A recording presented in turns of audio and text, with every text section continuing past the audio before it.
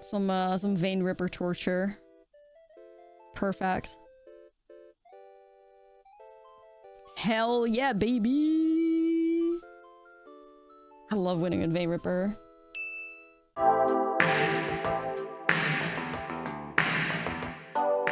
Howdy partners, and welcome to a new Outlaws of Thunder Junction standard video, and today we're once again going back to Grixis Vampires, and this was truly one of my best performing brews during Murders of Karlov Manor, and even before that with Ixalan, but this time around we have infused some extra power in the deck with some upgrades from Outlaws of Thunder Junction, and one of them is Vadmir New Blood, basically the only good vampire that the set gave. 2 mana, 2/2 Vampire Rogue. Whenever you commit a crime, put a 1/1 counter on Vadmir. If Vadmir has 4 more 1/1 counters on it, it has Menace and Lifelink. And in this deck, we can really commit many crimes because we play a ton of removal like Cutdowns, Go for the Throats, and Pushes. But also cards like Corpse Appraiser naturally commit crimes. Corpse Appraiser upon entering the battlefield exiles a target creature card from a graveyard.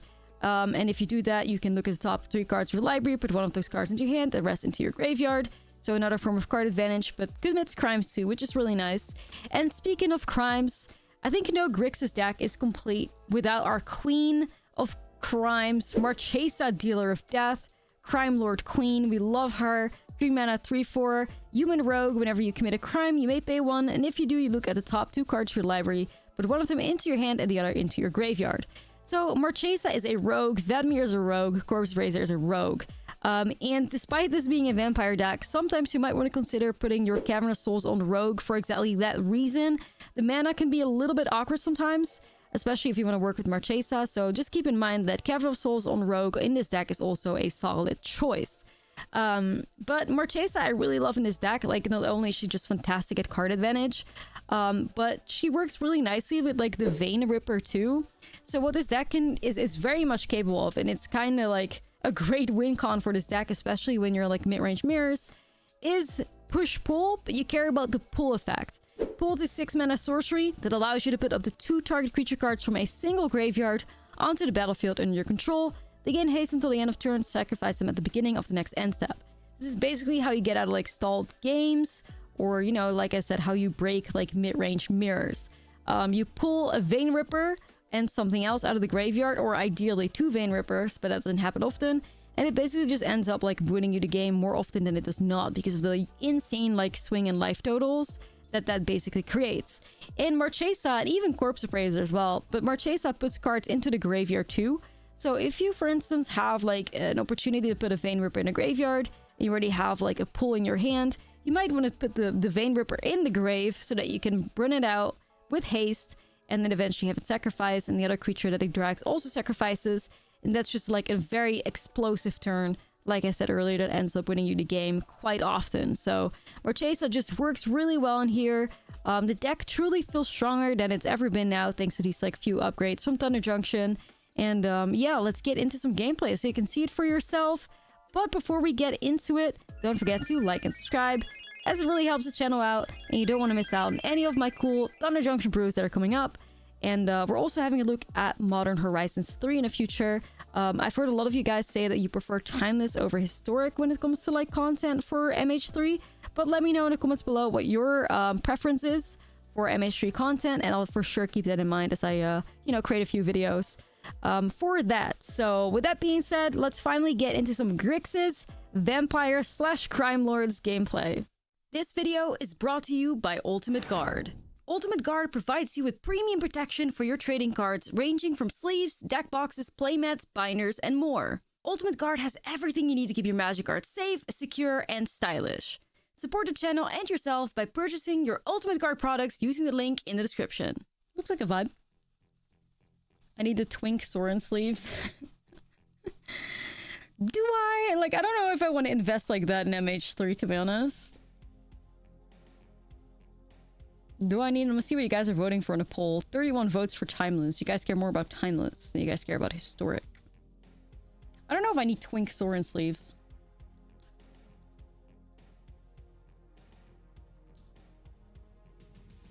Warden of the Inner Sky. We all hate you. Get out of here. You want both?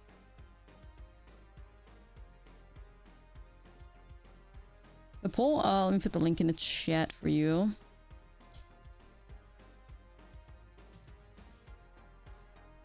There you go. Wait, is this just white weenies? Okay, that threw me out. Like that was... You're just white weenies?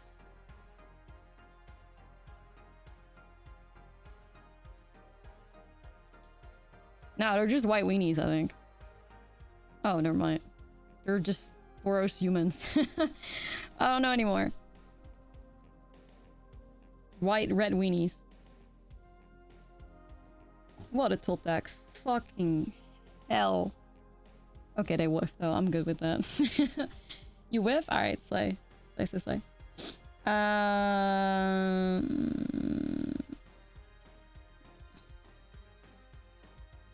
was about to say, I'll pay to one.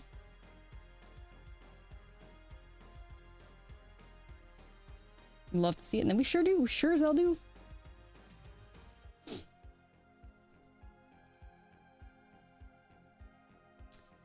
So I could push the Culprico and play the Epicure. I can also play the Corpse Appraiser to try and look for a land. So that's what I'm gonna do. Play 24 lands.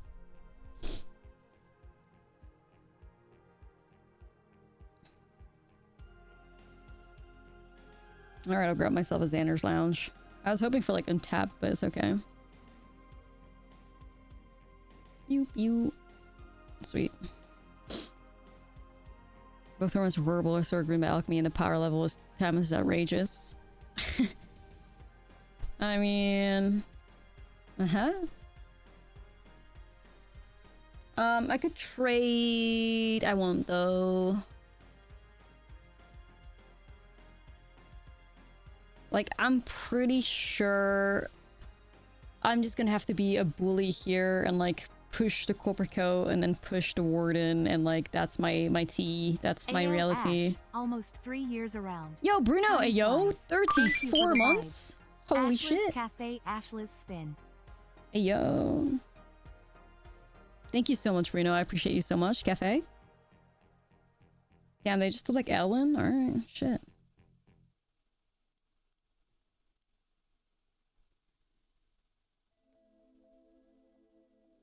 Marchesa! Hi, girl boss! How are you?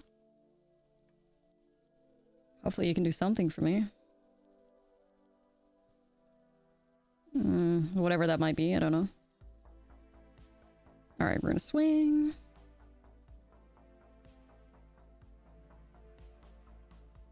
Might have to double block Adeline, I'm afraid. Alrighty. Can we commit a crime? Please? Criminal activities one time? Okay, I guess not, but we're playing a Vein Ripper next turn, so I'm okay with that. We're just eagerly, we're like, well, impatiently, slash whatever. We're just gonna cast Vein Ripper, whatever. Doesn't matter, we're casting it. Opponent is on that sorcery speed recruitment officer action. Epicure does not commit a crime, no. Each opponent, I fear...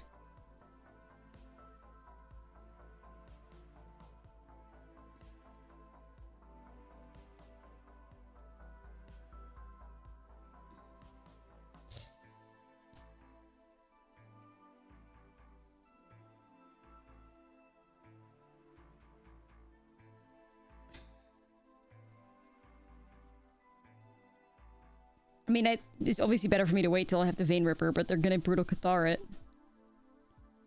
I mean, I can obviously just do Vein Ripper swing with everything. What does that do for me? 2 damage when Adeline blocking something. The 1 will go through, so that is... That, and if Epicure goes through to go to 6. Corpse Blazer makes him lose 2. Marchesa makes them lose 2. And then when they grab Vein Ripper, they die, right? Does that math add up? Or am I just really talking shit right now? Adeline blocks Corpse Blazer, they lose 2. The 1s go through because it's not worth doing.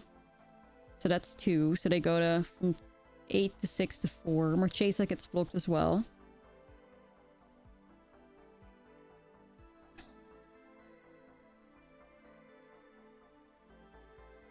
Alright, I think I'm just gonna try to be smart here, dude.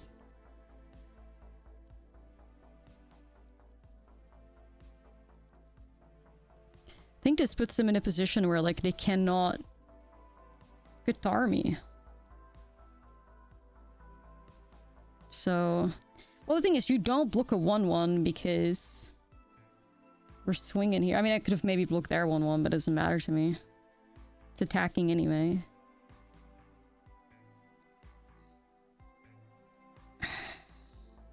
I think it's a foolproof, like, attack. Truly. Mm-hmm. I think they might just lose like this, though. Alright, they just choose to die. I mean, that's fine also. I think if they made the right blocks, they would have been alive at 2, and then they could have never grabbed the Vein Ripper because of the ward cost. Anyways, pretty 5-head-like way to go about things for me right there. Maybe too much 5-head because the opponent was just not giving a shit. But it's okay. Like, I think that was a really cool turn on our behalf. Very much thinking ahead and all that. You know, it's the 3 coffees that have kicked in. We're getting there, you know? We're getting there. Cut down 2 mysterious blood illnesses. I'll get rid of Evelyn. Still feel like I gotta kick a Vein Ripper here, though. Maybe an Appraiser. I mean, I could kick the bats, too, but... unless you're a best of 1 player. Yeah, but, like, if you're a best of 1 player, you need therapy in the first place, anyway. So, what does it matter at that point? To be fair, to be fair. Alright, here we go. It's true, it's true. It's true. I don't, like, I mean, unless you're really in a rush, like toilet gamers, I don't understand why you would enjoy the game half, like, for like half of what it can offer you. I don't know why you would surrender yourself to horrible, like, extra RNG and coin flips and nothing but red aggro decks. Like, I don't understand. Unless you're, like, really in a rush. To me, it makes no sense.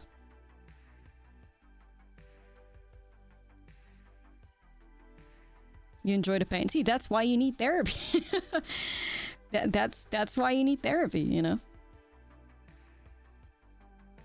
Yeah, I mean, like I said, if you're like really in a rush, I understand. But like, if you're not, if you're out there actively playing like best of 1 for like 3 hours a day, like I don't.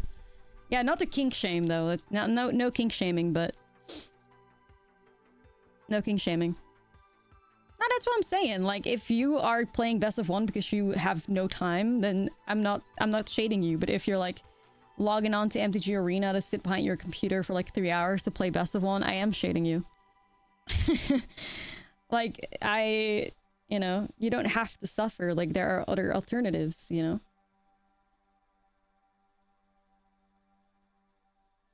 You don't have to suffer.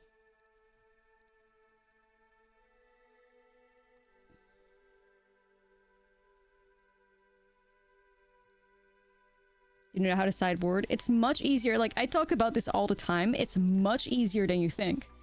If you are unsure about how to sideboard and you're walking into a competitive Magic, like you're walking into a Pro Tour like qualifier, regional championship, whatever, and you don't know how to sideboard, it's okay. On MTG Arena, even I don't sideboard optimally most of the time. I just shove some shit in there.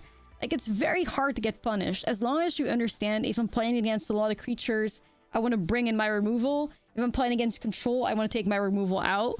Like, I think if you have enough understanding about the game, such things can be, like, obvious enough. You don't have to be 100% perfect. Like, I think people are very afraid of not being perfect, but you don't have to. Like, you really, really don't have to be perfect when it comes to sideboarding, especially on the MTG Arena ladder. Just don't be stupid. You know? But outside of that, like, it's pretty, like, foolproof, you know? Yeah, they got absolutely wrecked with that play. We love to see it. Okay. Yeah. Like, as long as if you're playing as blue-eye control, like, don't bring in, like, you know, your cut downs. So if you're playing against blue-eye control, take out your cut downs. But that's kind of, like, obvious. Yeah, either you win or you learn, you know? You don't need to be, like, sideboarding to perfection to the point that you're like, okay, if I bring this in and the opponent brings that in, then it's not going to work out for me, blah, blah, blah. Like, you don't have to think that way on Arena.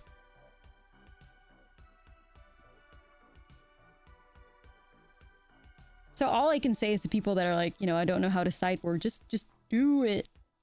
You'll realize that it really isn't, like, that intense quickly enough.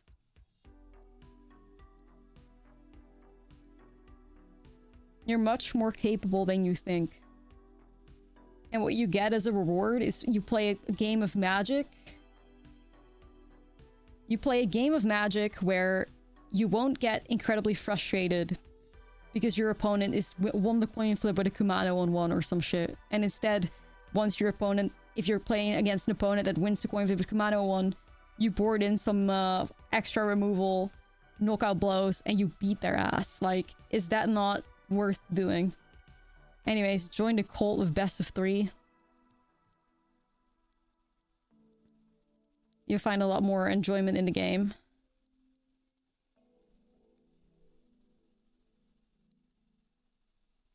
Like, seriously, if your number one thing about best of 1 that frustrates you is aggro, play best of 3. Like, you can literally dedicate 15 cards in your sideboard to beating aggro, and you will never lose to it ever again. Isn't that just a perfect world to live in?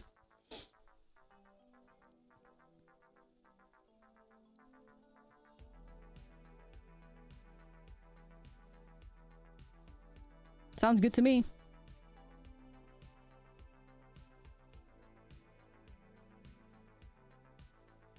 Might mean that if you dedicate 15 cards to, like, aggro that you'll lose against mid-range or control or combo, you will literally beat aggro forever. So, you know. Not saying that that's what I encourage, but it might be some therapy. Let me think about what I want to do here. I'm actually not against push-pull, I think.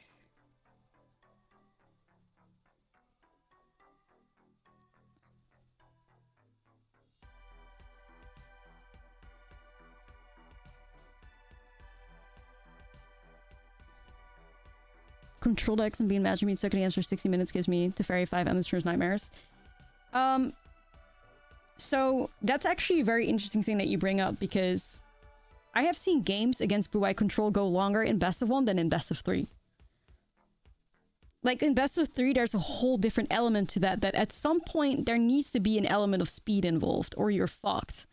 Because there's a clock in best of 3 where there isn't one in best of 1. Like, in best of 1, you can have win-conless control. Right? Whereas, like, in best of 3, it's not a thing. Like, you can literally manipulate your opponent with the clock and win the games that way. So.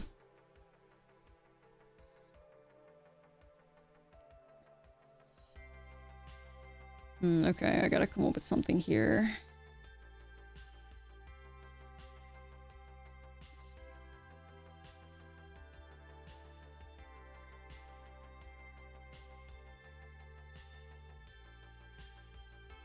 I know, like, I truly understand that best of 1 or, like, best of 3 is intimidating, but, like, it really isn't. Like, it really isn't. You're just getting in your own head.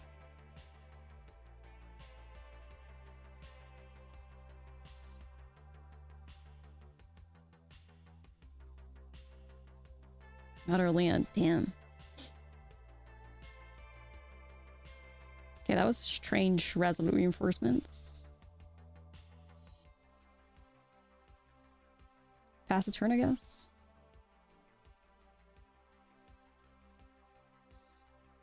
Okay.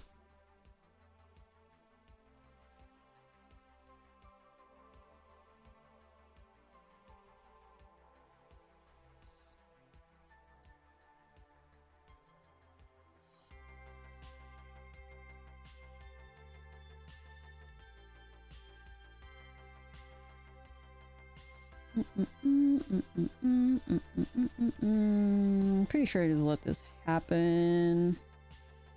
Then I do this. And can I win with a pull? I don't know. Corpse Appraiser plus Preacher? I mean, I can win with that, I think. They block these guys. Then I have 3. I have 5 plus an additional 5 as I swing for 10. Go to the face.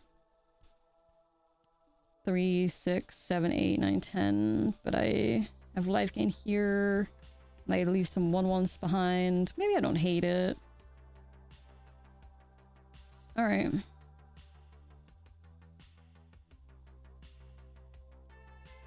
I mean, to be fair, I could also, like, grab Harvesters. I could just remove shit.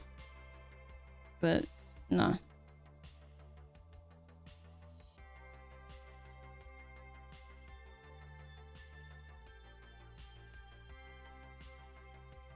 Pool again?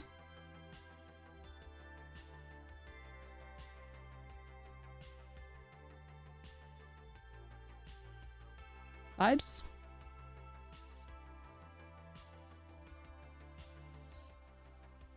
Three 1/1s and a Corpse Appraiser. Yeah, you lose 3 creatures. Like, I don't want to do that.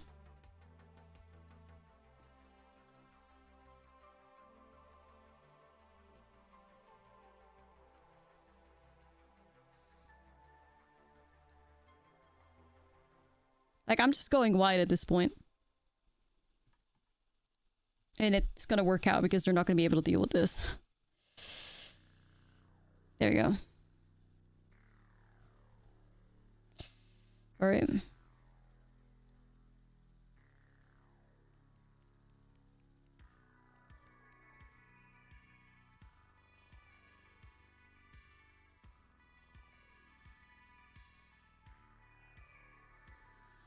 No, I know, yeah. I know, that's them, right? You can tell by their bitch behavior of sniping that it's them.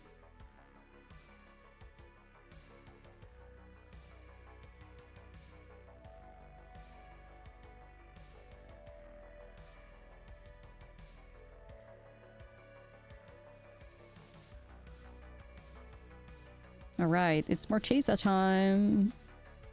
Queen. Draw some cards. Should have folded when you had the chance. We love you, Queen.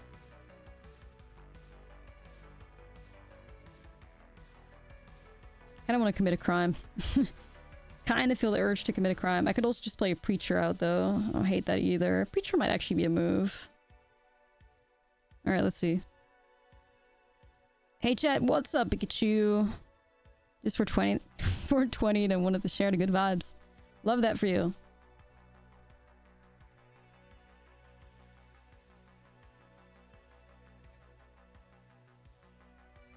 I kind of just want to believe in Marchesa, like, and her value, so that's what I'll do. My queen. Let's see what we can do. Let's destroy Bill. Commit a crime. Play Harvester. We value crimes. We really do. There's a lot of value in crimes. Like, Marchesa carries these every time. You know? We trust her.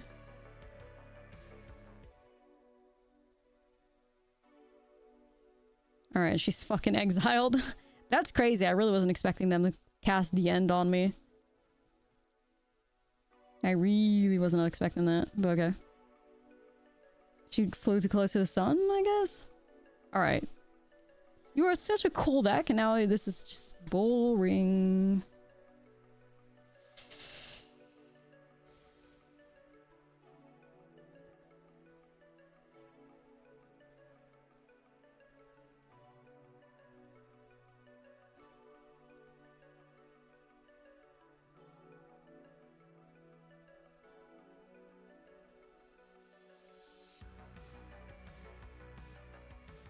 Yeah, I think that's a push pull for me. I could grab some stuff. Maybe... pass the turn. The end is nuts. Yeah, it's all crazy. Alright.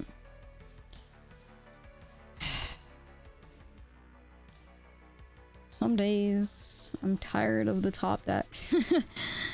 For fuck's sake. Of course you gotta do that.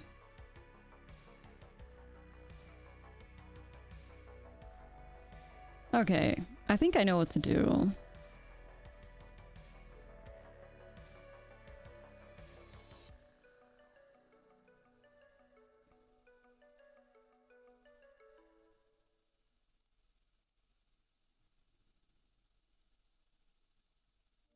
That's the best I can get. But they do get the double spell soon then, which kind of sucks. And we couldn't play our Restless Reef that way. I don't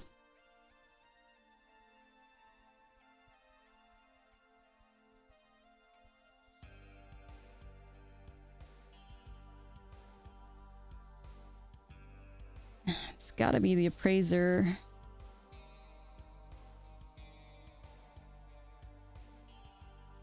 So definitely playing that out.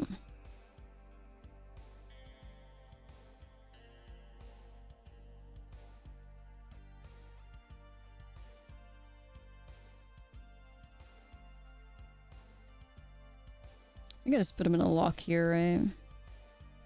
Okay. I think we ended up managing that well enough.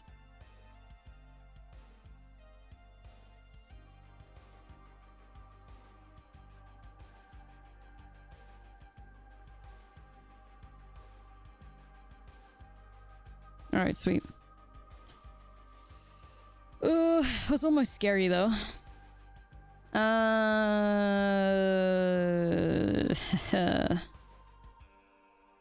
God, these straws are not ideal. I don't want this either. I really don't.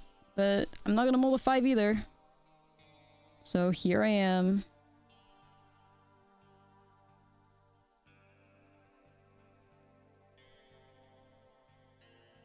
Vampire. Yo, milk!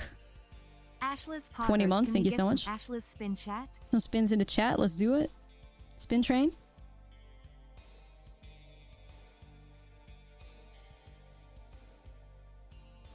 Missing land drops, I fear. God.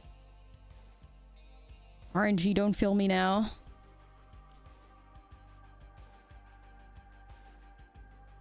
Land off the top one time, please.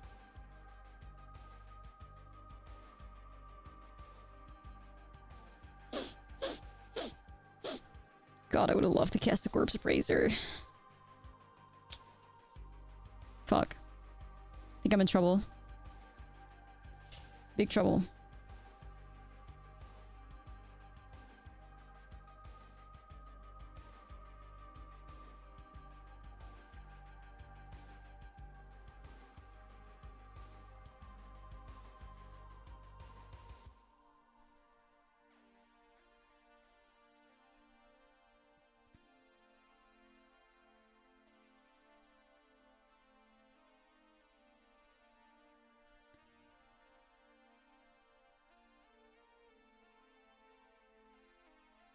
This is such a weird spot to be in. I don't know how we don't find a land there. 24 lands, by the way.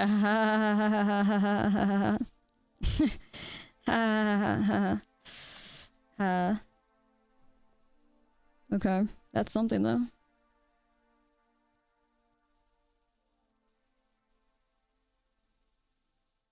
Oh, that's block is kind of interesting.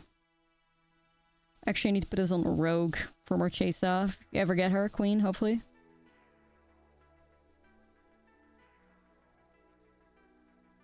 I'm not sure. I'm not sure. Maybe I try Preacher?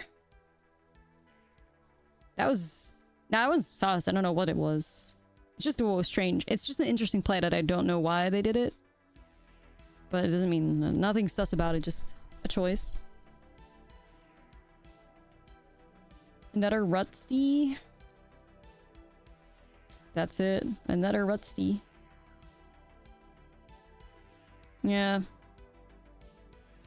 Rutsty. Well, that was greed, though. Holy shit. Hello? You know I have Corpse Appraiser, that's greed. Ah! Oh, you know what? Actually, that Vein Ripper needs to be in a grave, right? I grabbed the Marchesa. For the push and pulls. You can pull some Vein Rippers. It's a good way to win. And one of my favorite ways to win in Magic. I can never get there.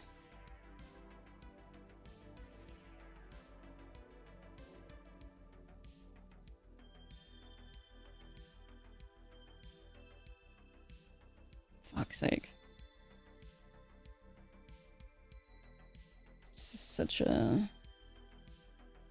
weird spot to be in.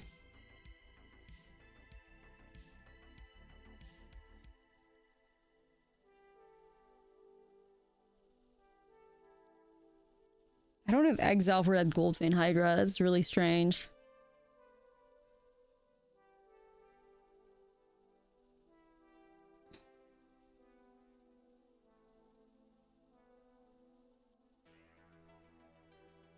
The trample in that too, dude. I don't know.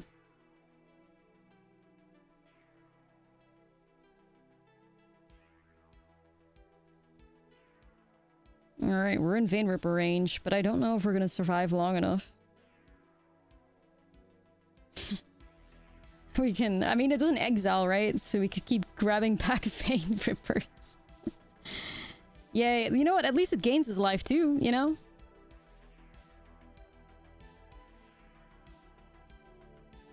That's vibes. We gain life too.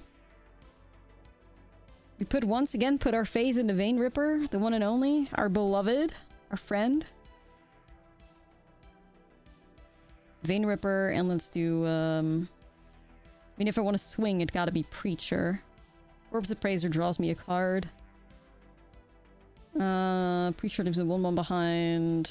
Probably just Corpse Appraiser, I guess?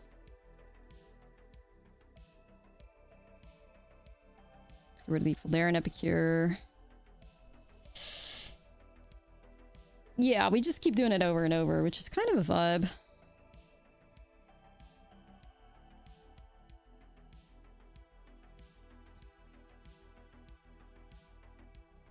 I don't know, like, I could very well see them trying to take advantage of this situation, though, by sacrificing their Hydra.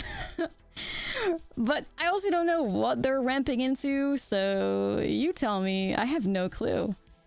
Anyways, we're gonna deal 4 and gain 4.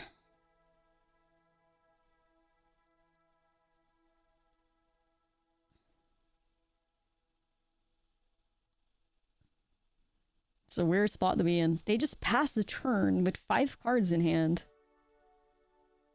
Removal, and they didn't deem anything good enough or whatever?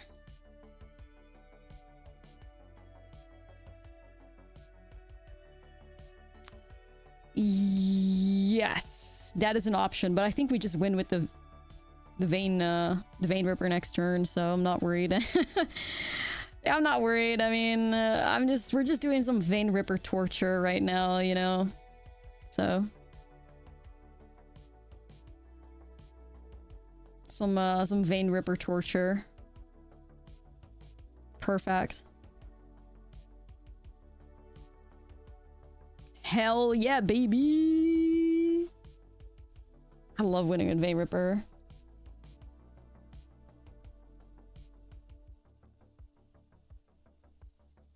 Hell yeah, baby! Baby, baby! Unless they have a 0 mana way to deal with a Vein Ripper. Yeah.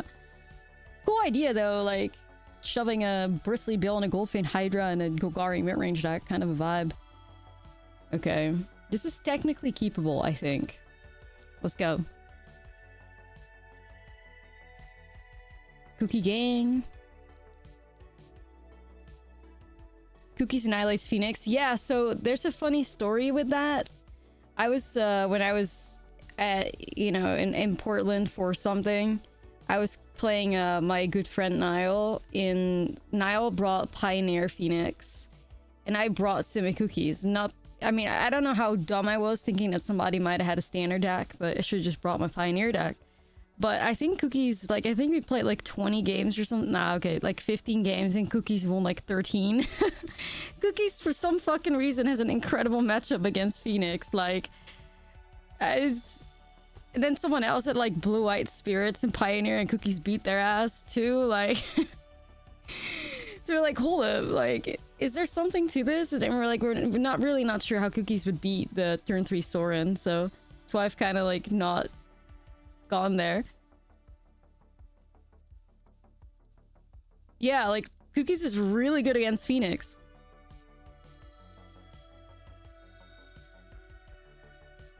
Yeah, it's crazy. Main deck, pick your poisons. Well, I was just thinking like main deck Spell Pierces, but you know, is that foolproof? I don't know. Then again, there's also life gain in Cookies, and there's obviously like, you know, the capability of being able to like have that evasion. Like you don't have to slam your like 3/3 into a, or your 5/4 into a, you know, a Vein Ripper. You could also just give it like cannot be blocked kind of vibe. So like, you know, I feel like maybe there's something to it. But yeah, like the matchup being so good really like surprised me, you know? In like a great like positive way. I loved it. All right, Gold Vein Hydra. That's going to be interesting because I don't want to give them treasures, but also like I'm not gonna attack. Like I need to draw my stuff. You're 14 and 3 in Explorer so far. Wow, that's awesome. I played Simic Cookies at my last Pioneer night in Pioneer FNM because I didn't have my Pioneer deck together. Went 4-0, beat Mono Black, Discard, Gruul, Prowess, Blue-Eye Control, Niftalite. No fucking way. Damn. Now I would definitely still be Simic and Pioneer, I think. I mean, in order to be the Cookies, you gotta be in green, right? Like, you gotta play tough Cookie. That's insane, though. Holy shit. I love that. I might just play Evelyn, to be honest. Yeah, I think Evelyn could help me with a land. I could want to play the Vein Ripper out here. That's awesome. Maybe I'll have a look at Pioneer Cookies tonight as well. Sure, why not? If this is the tea. Pioneer Cookies. So another huge Gold Vein Hydra. But I have a 2/5 Evelyn, so I'm kind of feeling a little bit better. Chariot. Oh, interesting. Got flamed because I was playing a standard deck by Pioneer players. They shut up when I beat my first two opponents. That is such a fucking power move. Holy shit. That is such a power move. I am so proud. Okay, Evelyn has not given me a land. Evelyn? No. That's not how we do it. Like, I would have loved to play this Vein Ripper, girly. What is this? Betrayal. Oh my god, I'm gonna draw so many land. Like, I'm so many cards, I mean. Not even lands, just so many cards. Am I doing the arena open? I don't think so. I haven't really played any OTJ Limited, so to like start throwing my money away in the arena open doesn't seem like the greatest move. It's just an arena deck. Yeah, I would love that. Cash this on retirement. I mean, not necessarily, but...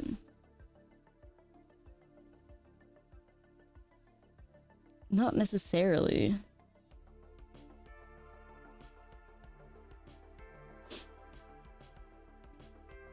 Yeah, let's start off with a bat here. We gotta grab something huge. These treasures are low intense, so they got a bushwhack. Path of Peril would destroy their own shit. But they would probably pop it against my board. But if I grab Path... There's three... Like, if I grab Path and I have to bushwhack it first...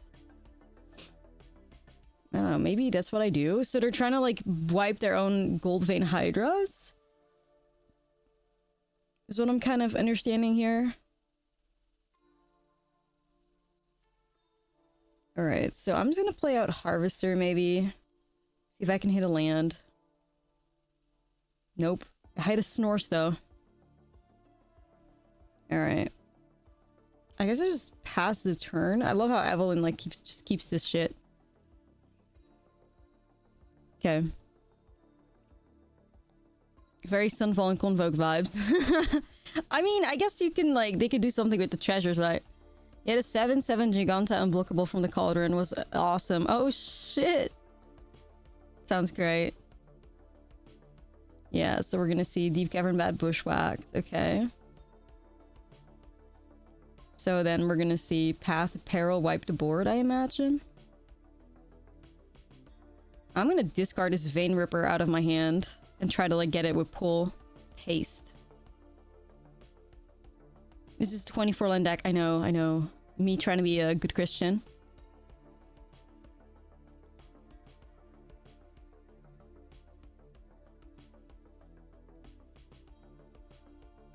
Nah, I mean, I'm tempted. Like, it's been in my mind for a little bit, so... I've been thinking about it for a while. Snores.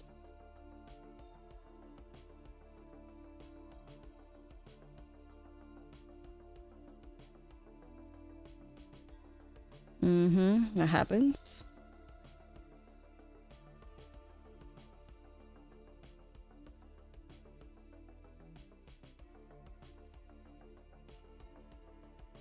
Okay.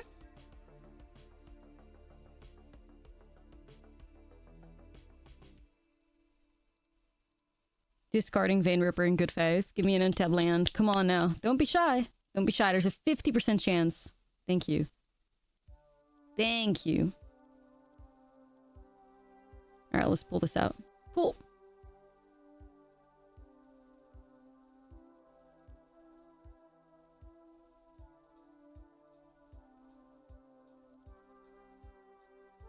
Sure, we'll just go for the pressure. Well, it's such a good card. Like, it's just somehow, like, whenever you end up against these mid-range decks, like, it's just how you beat these mid-range decks. So good.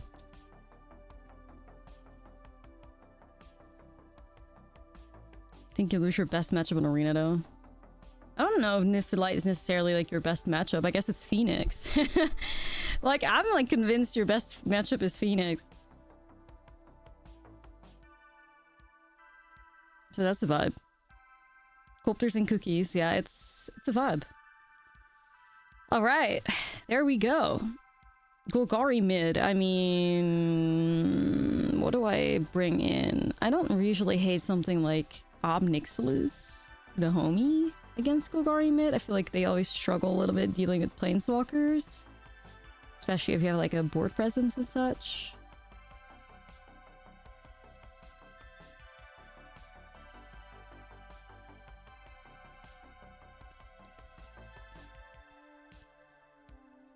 Instead of that, I think we're pretty good. We got good value. This is a deck that I have had a lot of success with previous seasons. And now we have OTJ-ified it. Made a little deck for Thunder Junction. Meaning we're playing Vadmir and Marchesa in it now. Vadmir, our resident vampire, and Marchesa, our crime lord. And she slaps. We're in this together. Now I know, like, MTG Arena has been mean to a lot of people recently. I've heard. It's not very kind of it. Start off with some harvesters, put a little pressure on it, you know?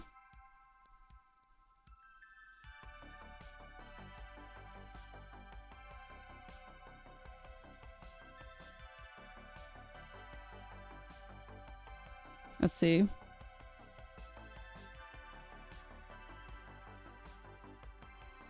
Marchesa's Corpse of Racers breakup comfort. Yeah, exactly. Is that a fucking Phyrexian Obliterator? Holy shit. Okay. We're doing this. Marchesa's a hearse girl. She's a hearse girl, for sure.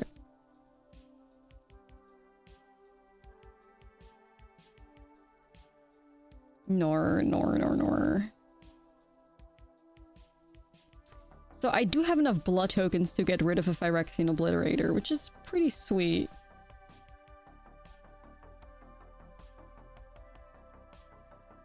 At least.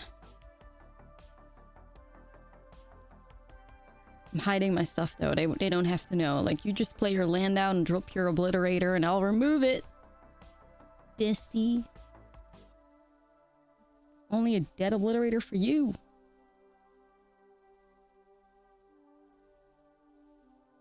Wait, they're not playing it out? Okay.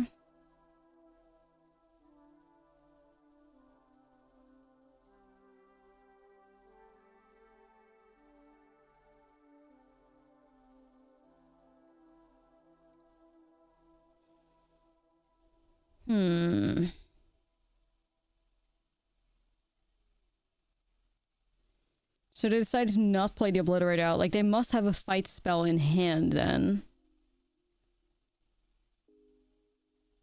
And they want to, like, immediately, like, pop it off, not risk it getting removed or something. I imagine.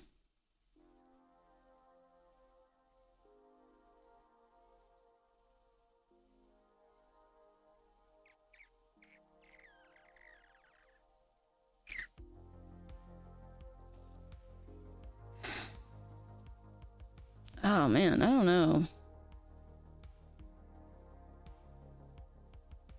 Part of me is like, I shove all these guys out because if they have to sacrifice the Epicures to the Obliterator, I got it. But now I'm also like,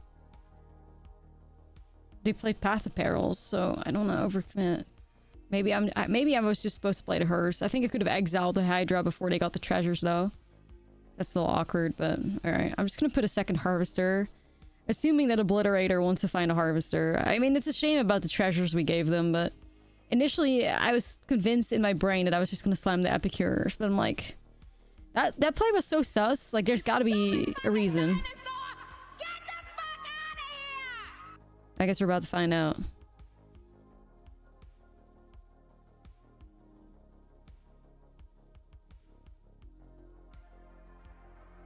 Yeah. Okay, a Bushwhack, sure.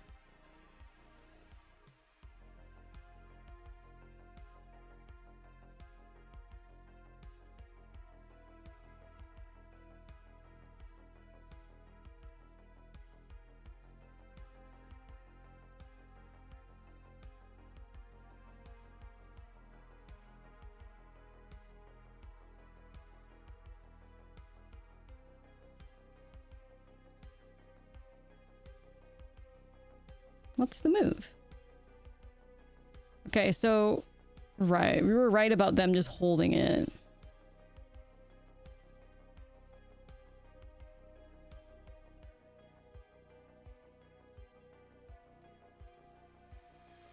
Okay.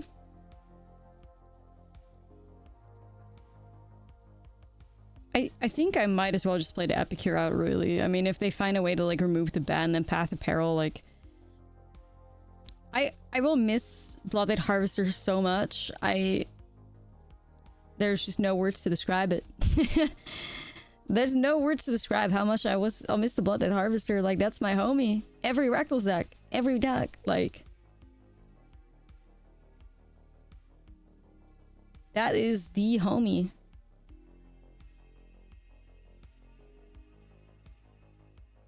Will be a great loss.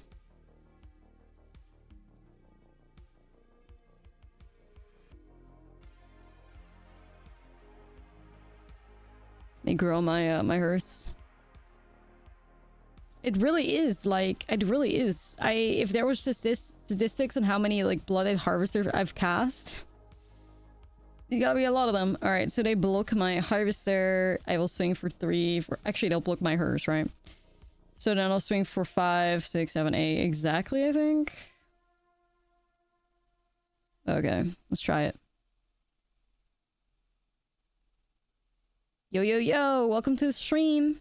Thanks for supporting the YouTube channel, I appreciate you. So let's crew that Tidebinder. Or crew off that Tidebinder. You stupid fucking dinosaur! Get the fuck out of here! Cottage is 4, though. What am I missing? Oh, wait, fuck. No. Oh, right. Anyway, it doesn't matter, I'm still attacking. So... I don't know why, but I was blind to one of them. I thought they had like 3 mana up. Anyway, whatever. I'm still doing it though.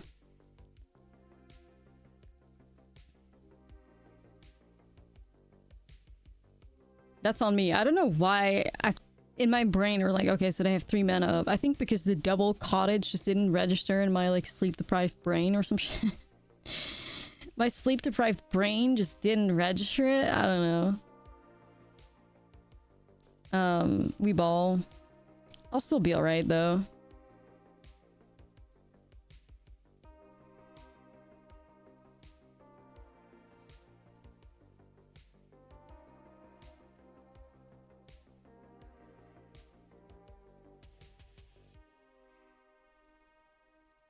If I knew I was gonna tilt, I could go for it or just swung with everything, but it's okay. I didn't know. I don't know.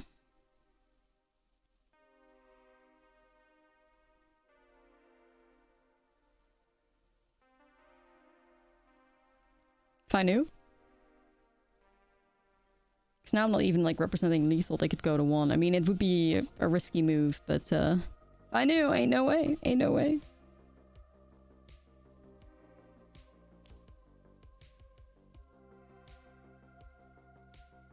I mean, especially with them not having white available right now, it's going to be interesting for them to get out of this one. Okay. That was probably one of the better draws. And then you're going to be able to remove Harvester and Epicure. And then you'll still lose.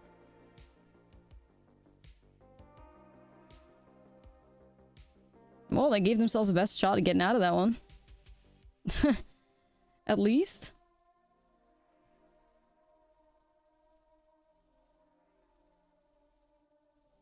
Alright. Sure.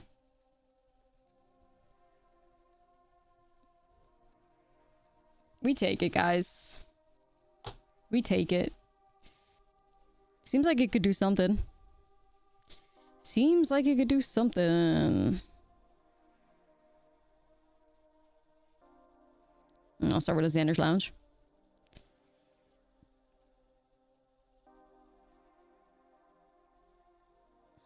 Girl?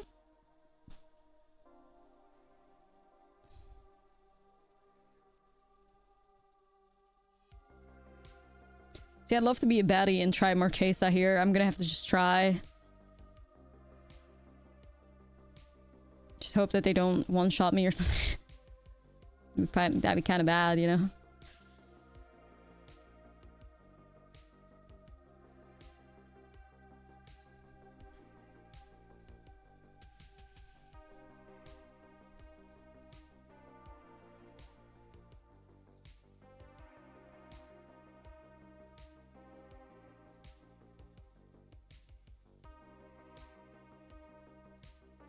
I'll try this. Now, like, people that just say confirmation bias, like, I always think that's such a cop-out thing, because I remember the good times also. Like, you know, like, I don't think it's that simple.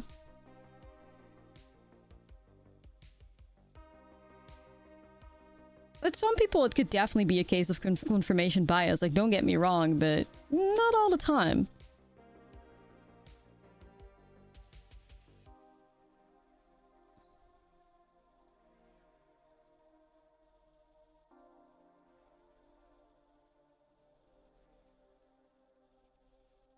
The only thing that cares about vampire type in this deck is Cavern. Unfortunately, there are no other cards that are good that care about the vampire type, unless you want to play like the Lords, but the Lord is bad. Well, it's not bad, but it doesn't really do enough. Yeah, like, you know...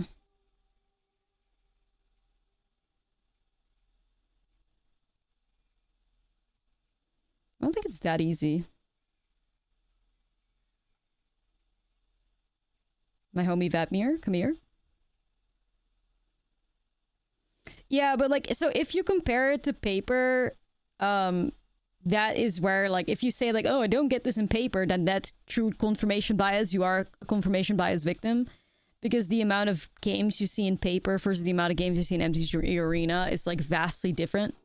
So it's not even about like shuffling poorly. It's just about like you play like triple the amount of games on Arena that you would in paper, and like at the same time kind of vibe, you know? So, if you're like, oh, Angel, paper doesn't do this to me, then you are a victim of confirmation bias for sure. I hate to be the bringer of bad news, but that would be the case for you. I fear it.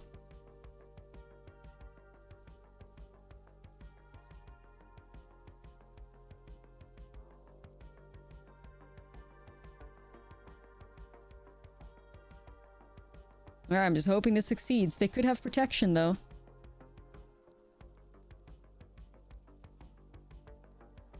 Looks like they do. Oh, brother. Oh, brother. Tumble swag. No! You swag too tough, you smoke too different. They're gonna kill you.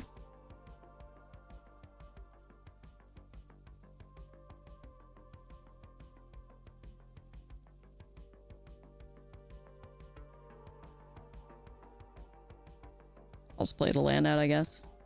I got enough corpse appraisers for days.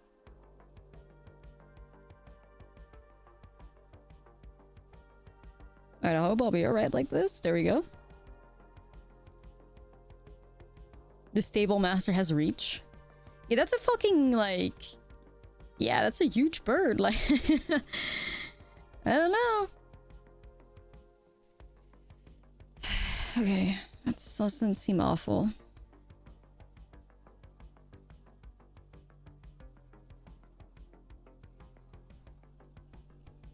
I'm definitely gonna need to shove some braids in my sideboard too, because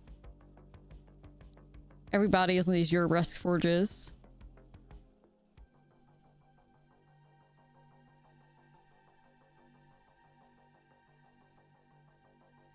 Stop, please, please stop with the lands. Like, I can't do this shit, man. I can't do this shit, dude.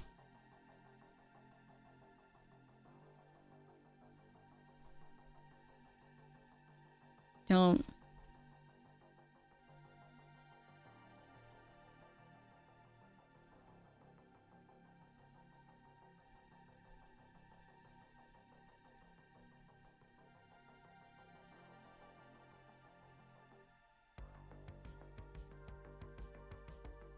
Dude.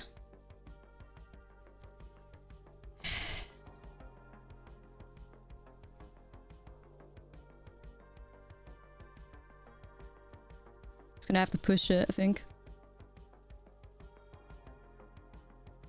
Here we go.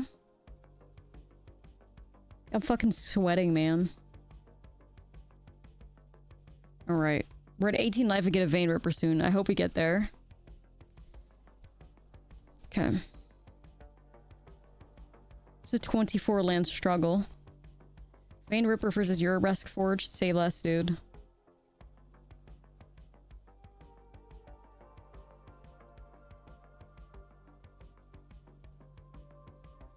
Vein Ripper, fucking save us. Do I get rid of the Stable Master here? I think so. Why not? Get rid of their, like, a little bit of ramp or whatever. I do think they got mount spells also. Alright, Rippa. Let's go. And they got the Eurorusk Forge too, which is basically like... you do not want to be running your Eurorusk Forge into a Vein Ripper. Does Patreon give me access to cookie VODs, or is that Twitch? So there's about like 5 videos on my YouTube channels dedicated to cookies. There's about like... Do I let myself get raged, potentially? I don't know. There is a bunch of, like, best of 3 sets of, like, competitive Magic that I played in, like, a league where I play cookies on Patreon. Patreon has no, like, really videos outside of those, like, competitive matches. I'm gonna pull out my little boys. Yeah, outside of that, like, VODs. I mean, I know there's, like, a big audience that wants a lot of cookie gameplay, but unfortunately, as a content creator, I can't just put cookie gameplay out, I fear, so it puts me in a horrible position. Where there's one group of people that wants nothing but cookies, and I cannot really, like, provide, I fear, so...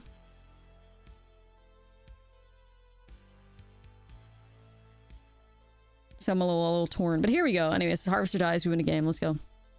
Could have pulled their Picnic Ruiner. I'm pretty sure pull is one-sided, isn't it?